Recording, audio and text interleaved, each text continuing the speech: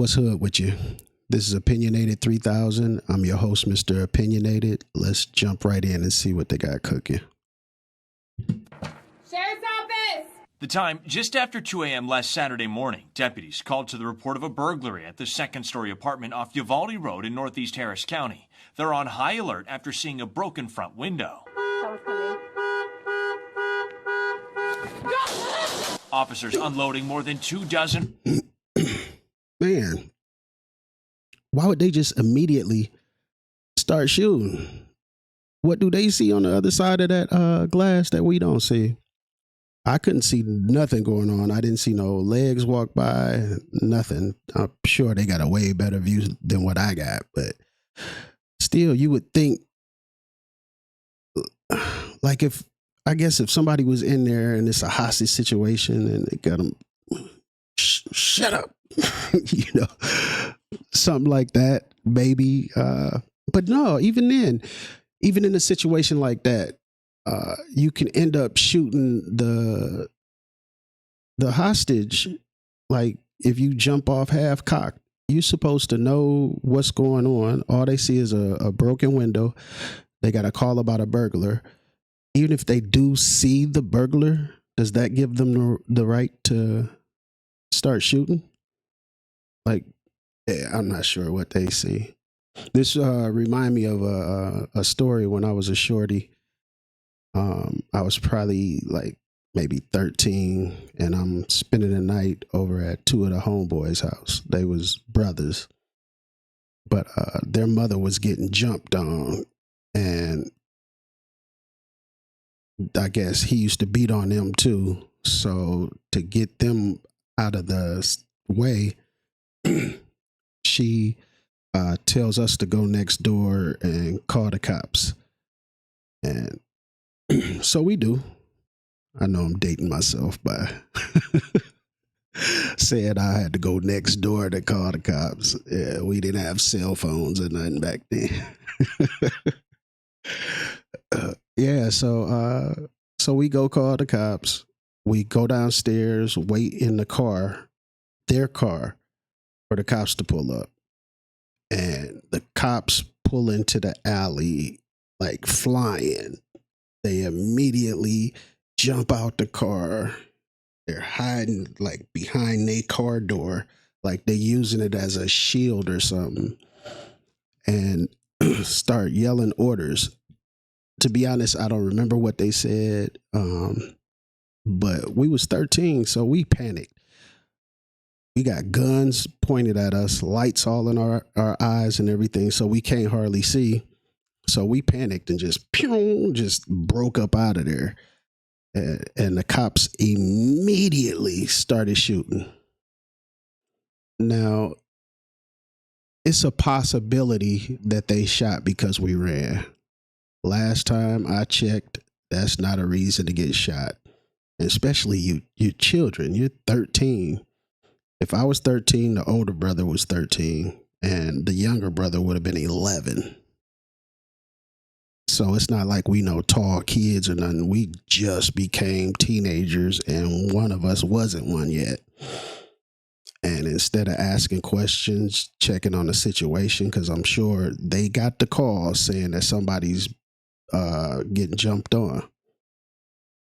Why would that be a reason for you to start shooting at kids running out of a car? That is 100% foul. Rounds through the front of the apartment. One deputy reloading her gun and continuing to shoot. Go down, go down. Go down. A woman on the other side of the wall, identified as Ebony Pouncey, shot several times. Charles 12, we need people, shots fired. Deputies only then finding Ebony is supposed to be here. Her friend rents this place. See, that's what I'm talking about. She's exactly where she's supposed to be at, and y'all just come immediately shooting once you see somebody. Even if you thought it was the burglar, you still have to pause on that situation and be like, hold on. It might be the person who live here too. Just because you see somebody in there don't mean it's got to be the burglar. They broke their own window to get in after forgetting their keys, the friend said in an interview on Friday. I told Ebony to break the window.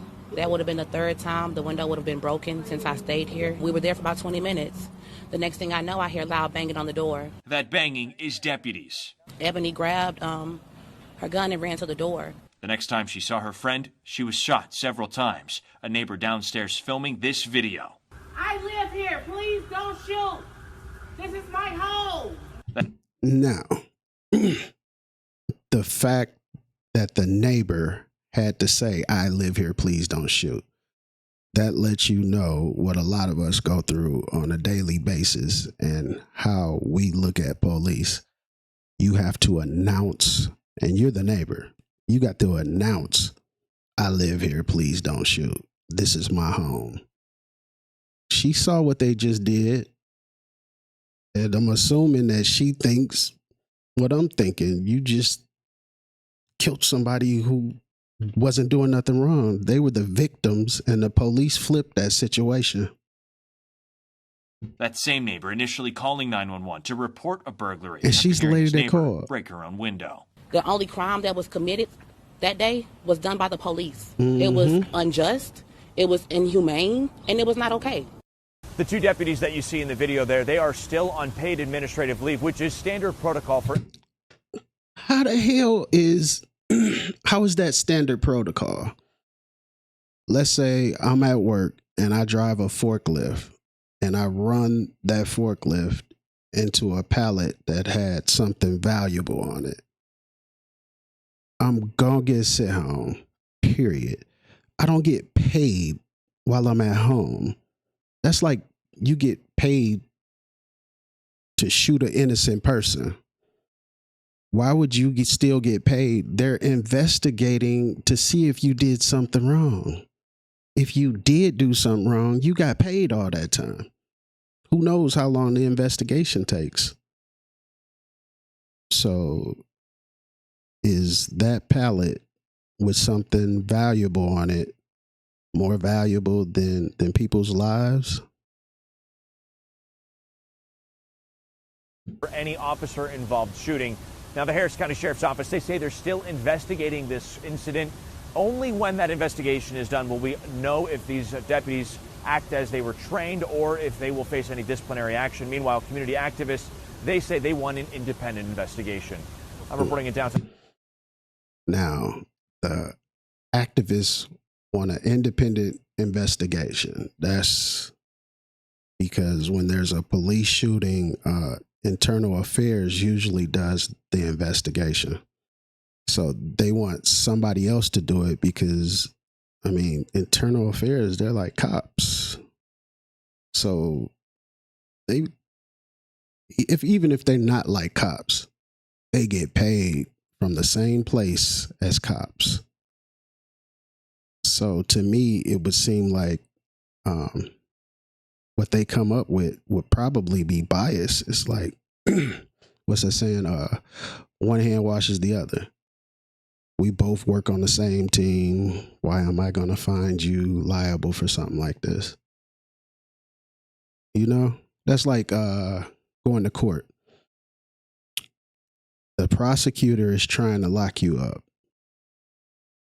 The judge almost always agrees with the prosecutor or takes whatever recommendations that the prosecutor says.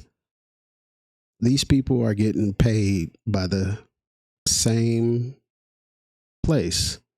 They're on the same team. They go to dinner together. They're on a golf course together. So the judge almost never goes against what the prosecutor says. So you got the person that's going to determine whether or not you're guilty going golfing with the person who's trying his hardest, because they're all about numbers. He's trying his hardest to lock you up. How is that fair? And then if you like broke and don't have no money, you get a public defender.